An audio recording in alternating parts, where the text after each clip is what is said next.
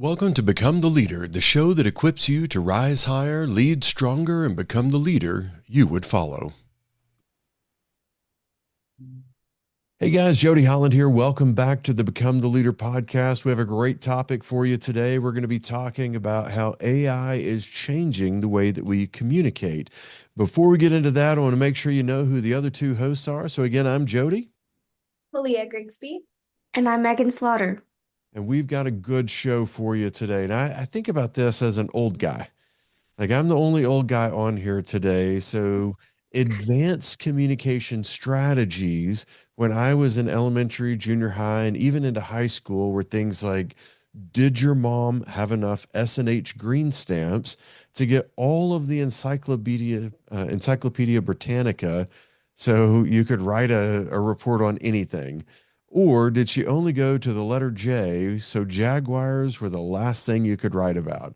Like we didn't have a lot of information at our fingertips. And I think we used to believe that the problem with having people that were not that gifted in the world was that they didn't have enough information.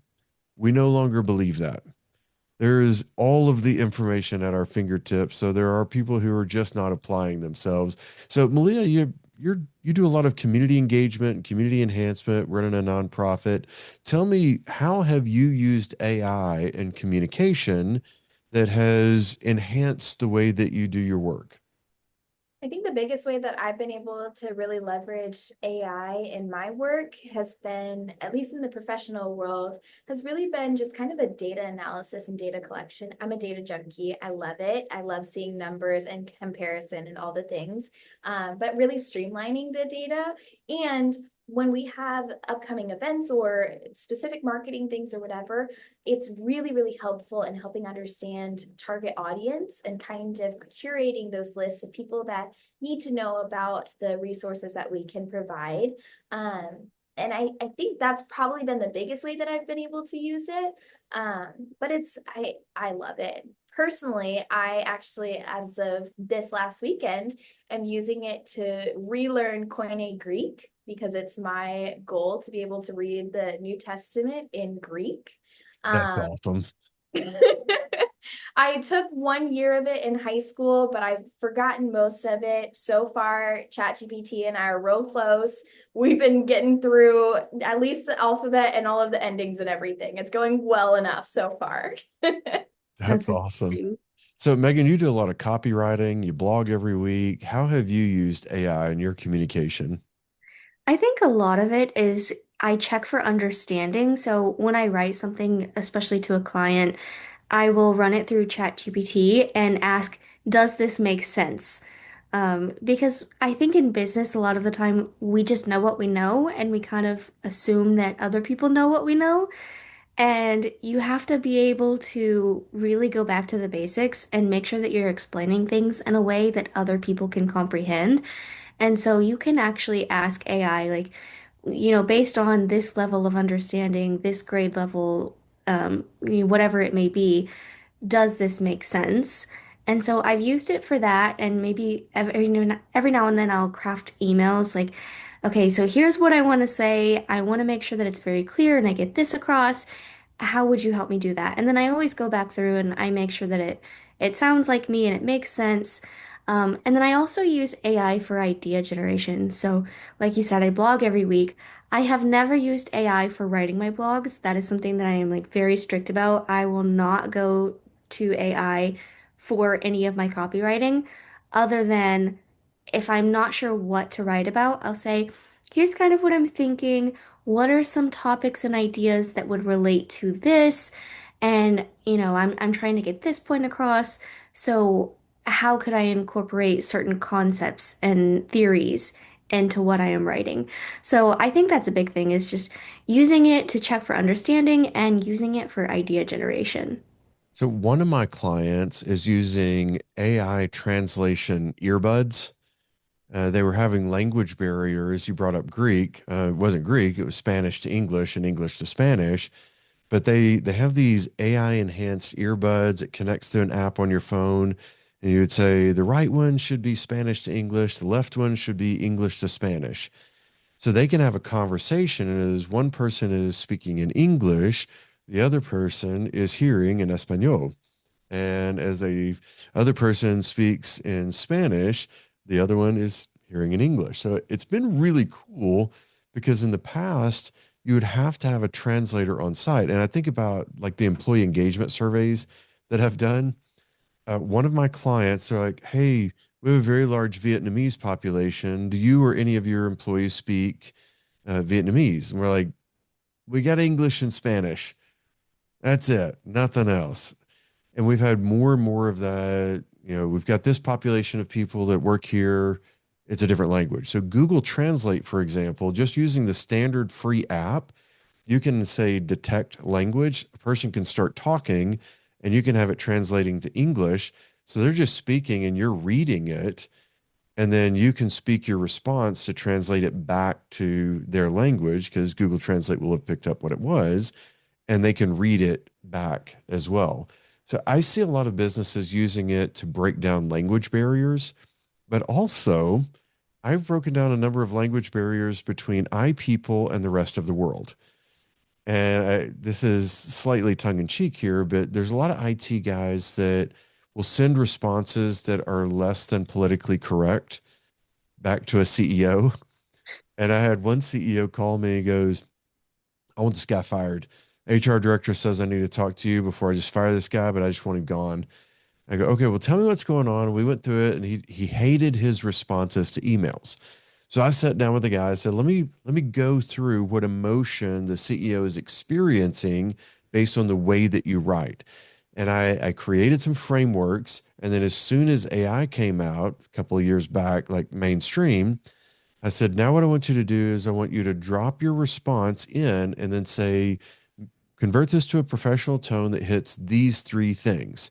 And I had three very specific things that the CEO liked: a single sentence response that shows that it was finished, no more than three steps of what was followed, and other details. So they would write, he was writing so much detail. And I kind of joke because I've given Mr. Grigsby a hard time about that as well. That I got an email from him one time and I printed off, it was 14 pages. I'm like, that is a mini novel about what was going on in the workplace. That is not an email. And he goes, well, I just want to make sure and explain everything. I go, let me tell you what to teach other IT guys to do. Cause he always recovers he says he's a recovering CIO from the public sector. Said, do these three things. Here's the solution. Here's the three steps in summary. Here's the rest of the detail. I go, and then I promise you, I'll never read the rest of the detail. But AI can help you do that. Now, you also see, like, I've got friends that have integrated AI into their email. If they use Gmail for their professional email, then you can have Gemini read it and recommend a response based on the way that you've trained the AI model. So that part's pretty cool too. But I see us using it a lot for idea generation, like said Megan, or using it for the way that we go learn something new. And the Google Translate, ChatGPT, Gemini, there's a bunch of other ones out there, I'm sure, that do the translations. Those are phenomenal for when you want to learn something like that. I will say the like probably the best thing that has helped my productivity in both personal and professional life is the AI summarizing of both like emails and text. That is the most genius thing. I want to give like the biggest hug to whoever came up with that because it's like I work in a very fast-paced environment where it's like we're constantly moving, things are changing, all of that where it's like I feel like if I didn't have that, I would still be answering emails from like November right now. So that is amazing. So it really is just it's augmented your capability to respond really quickly. So I want to go back to something you said, Megan. You go, I never use this for writing my blogs. So tell me what you think when people are using it to replace themselves completely versus supplement themselves and make them more efficient. I think there are going to be signs when people are doing that, and maybe it's not quite so obvious to them. But a lot of the time, if you know the person like on an individual level, you can tell that that does not sound like them. And you can also tell, like, sometimes whenever ChatGPT or any other AI doesn't know the answer to something, it will come up with an answer that sounds good. And so if you can tell that they haven't fact checked it and made sure that the quote that they're using is a real quote or the data that they're using came from an actual place, that's a pretty good sign that they're using AI. And I'm actually so glad that we did not have these as much like when I was in school because I think it would have been really frustrating for a couple of reasons. Number one, there are going to be times where you can't differentiate what is written by a human and what is written by AI. So I've been seeing a lot of stories about professors counting off for using AI when the person actually did not use AI in their work. And so I would probably feel frustrated by things like that because something like the M dash is very common for AI, and people actually do use it in real life, but now you see people going online and saying, "Oh, no one ever uses an M dash like that." The second I see that, I know that AI wrote it.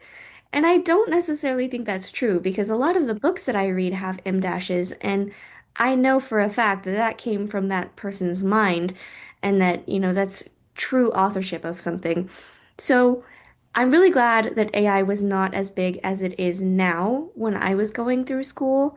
Yeah. But also, I think that we turn to AI for probably too much. Like, it is a really great resource to leverage, but I know a lot of people use ChatGPT as their personal therapist on everything. Now, admittedly, I have gone to ChatGPT and said, "How do I deal with this situation? How do I respond to this text? What do I do here?" But I think it's really important that you're not using AI to think for you for everything. You can use it and leverage it at times, but you also have to think for yourself and use your critical thinking skills, problem solving, and, you know, like you said, use it to supplement your ideas, not to replace them. Yeah. So that I this is me being committed to being a lifelong learner.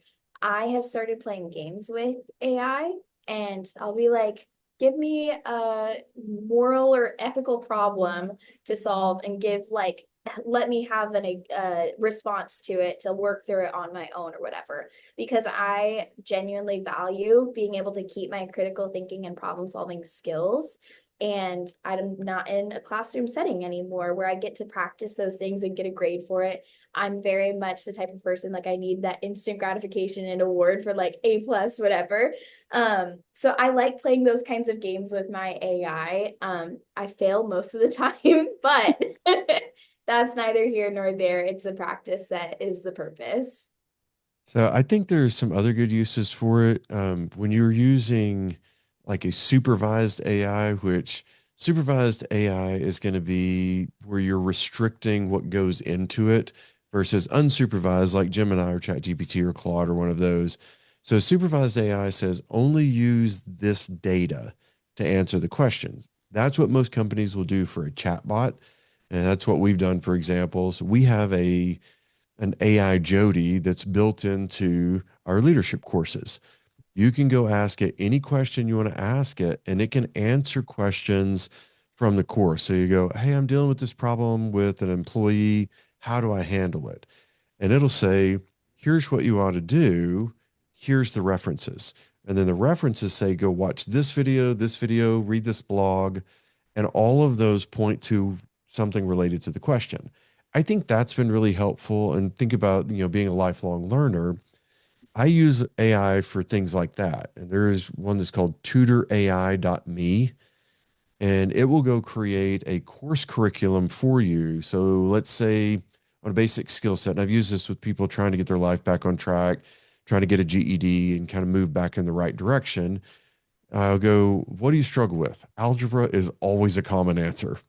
Like I thought algebra was the easiest class ever, but a lot of people don't like algebra. So I'll say create a ninth grade level course on algebra. And it'll go create the course for you and go through, you read everything, you do the practice problems, that kind of stuff. Then you can say, "Quiz me." And it'll create a quiz and you take a quiz to see how well you would do. And it really does help people prepare for things like taking a GED and making sure that they're going to pass. Or you could say, I'm studying for my GED. I finished 10th grade, but I'm going back to school and I want to catch up. It'll create a how to catch up to be ready to take the GED, and then it'll give you practice tests as well. Or you could even go a little more and say, I want to be an attorney. Help me prepare for the LSAT. And it'll go through and tell you what you need to learn, how you need to study to be prepared for the LSAT. And then you can say, create a practice quiz, and it'll do that.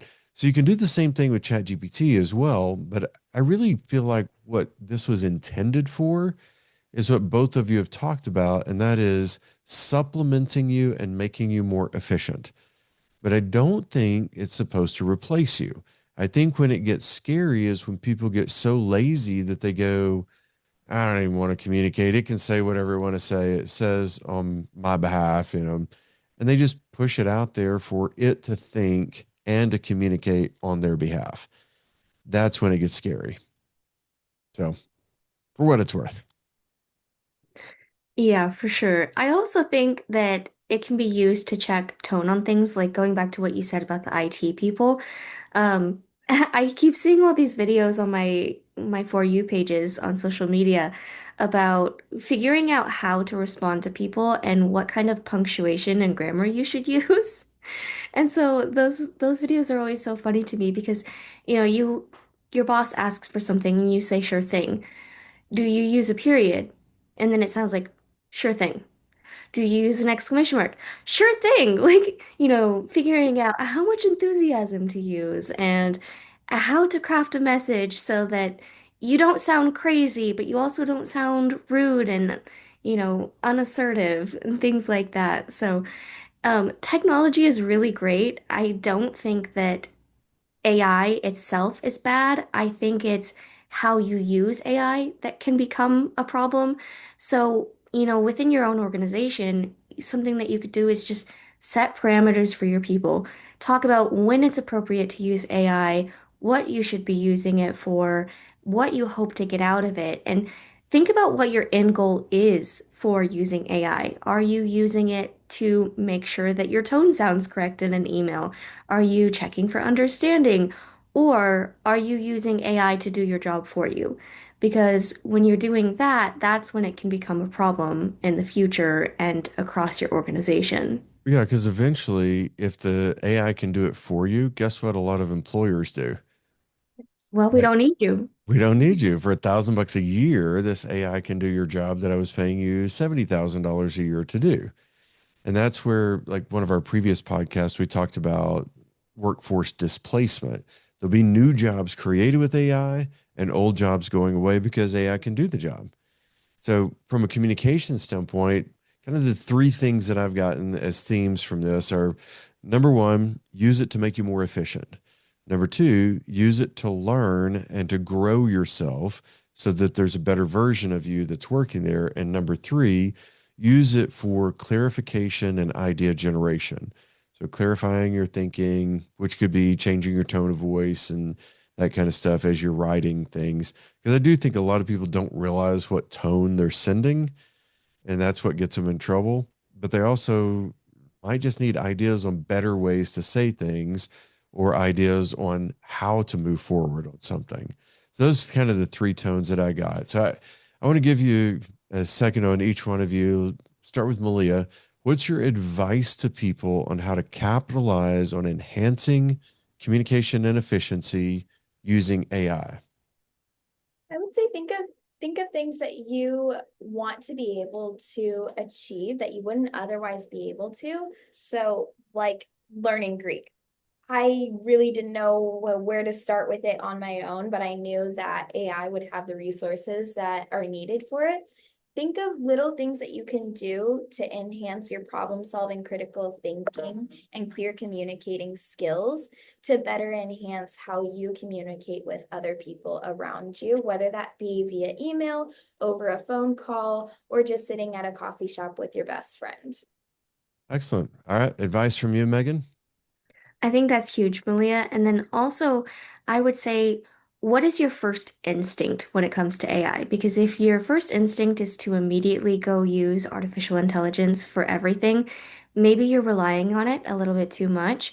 But if you're, thinking for yourself, going through something and need to enhance your problem solving abilities, like you said, Malia, and you go reference AI, make sure that you're still including the human tone. Make sure that you still put your own spin on things, but use it to supplement yourself and use it to help better your productivity and just effectiveness overall. So overall, what I would encourage you guys listening to do is think about how you're using AI in your communication. Is it replacing you or is it enhancing you? And we would love to hear from you. So submit your questions to us or your comments about this. What are you seeing going on around you? What scares you and what excites you? Because there's some really cool things with the technology and communication. There's also some things that, I go back to. I watched War Games in the 80s with Matthew Broderick. And I'm like, oh, the computer tried to kill everybody. It was simulating World War III. And I watched The Matrix in 99 that AI was going to be taken over in December. I think it was December of 2025 was what they estimated in the show was when AI took over. But it's kind of interesting. Hollywood knew a long time ago that computers were going to keep developing it in their capacity and get to the point where they could replace us. So I don't want us to be replaced as humans, and I don't want our communication to be replaced as humans. I still think there is tremendous value and a talent for wordsmithing, copywriting, and understanding. And when we're seeking understanding and seeking to explain things in a clear way, things tend to work out. So thank you guys for joining us on this episode of Become the Leader. I'm Jody Holland, Malia Grigsby. And I'm Megan Slaughter. and we'll see you on the next episode. Thanks for joining Become the Leader. Keep growing forward and become the leader you would follow.